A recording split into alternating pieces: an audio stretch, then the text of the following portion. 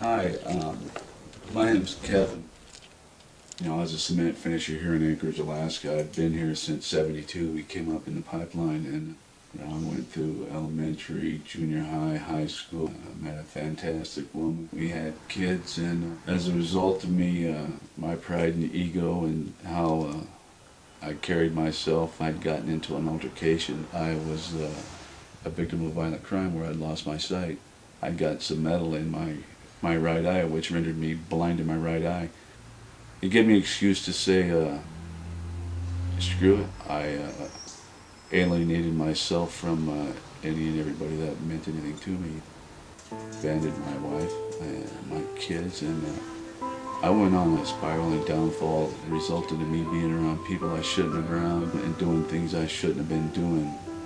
And for that, I have obtained a checkered past where I'm familiar with the Department of Corrections and what the laws can and can't do and felony stops. I went that route for about, 14 years until I had my fill of alcohol, my problems with drugs. And even that didn't change the fact of how I felt about myself. I had to lose the sight in my left eye for me to kind of open my eyes up to what was going on. And actually, even at that point in time, I still continued to think I could do what I was doing in the past. And a blink of an eye, I was rendered blind. So I was mad. I was mad at God. I was mad at myself. I was, I carried a lot of guilt and shame around. Once I had lost my sight, my brother flew up, and him and I flew down to Tennessee, and I was down there for several months. Tried to get plugged into some programs down there. The best answer I got from any of the people down there with the programs was that anything I needed to do was 6 months out. I wasn't able to get involved with any of the state programs they had down there. Without any training or any knowledge at all, they had mailed me a cane with written instructions, which I thought was pretty funny because having no knowledge on how to use the cane, what to look for, and how to do it safely, I could have gotten myself in some real trouble or put myself in harm's way. It was very hard for me to ask for help from anybody. I was raised in a way where you didn't ask for help, you didn't speak about things, and you didn't feel. So that's just the way a man carried himself, or that's the way my dad set down the laws and set down the ways, and that's how I carried myself. And the hardest thing for me to do was to ask somebody for help. I'd be starving, sitting on the couch, and just be a bitter taste in my mouth to ask my brother to fix me a peanut butter and jelly sandwich. This one time, one and only time, he brought me a glass of this Hawaiian punch, set it down on the coffee table for me, and I instinctively went to grab it, and I knocked it down, and it spilt. He had a nice big white area rug that it spilt on. It resulted in him letting me know how he felt about me spilling this Hawaiian punch on his white rug, and scolded me like a 2-year-old child. And I let him finish ranting and raving, and I explained to him that it was an accident, that he's 11 months younger than I am, and he ought not talk to me like that. And he said his apologies and realized how he had reacted, and we let bygones be bygones on that.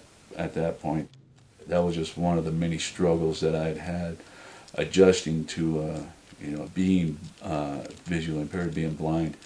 Living down there with my brother just wasn't making it, and I needed to get back home.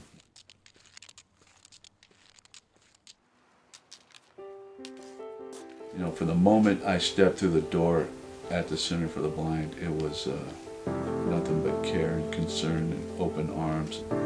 Accepted me for who I was,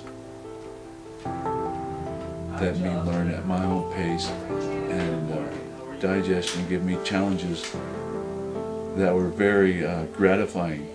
They had gone out of their way to make me feel as comfortable as possible. Cooking with Al was great. He would show me tricks and tips on how to center a pan on the burner with a wooden spoon, how to be real mindful on how to pick something out of the oven, how to grab something with hot pads, how to be very patient and slow at what I was doing.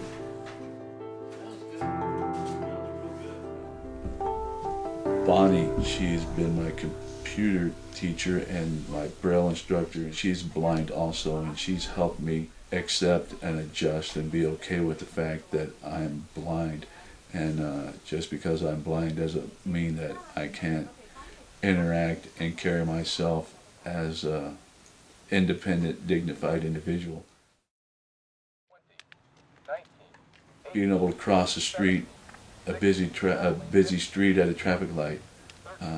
It's pretty exciting when you're boogieing across the street and you make it across, you know where you're at. When I'm by, big pluses is the fact that I've been here so long, and I poured concrete throughout Anchorage for a lot of years, so I know Anchorage real well.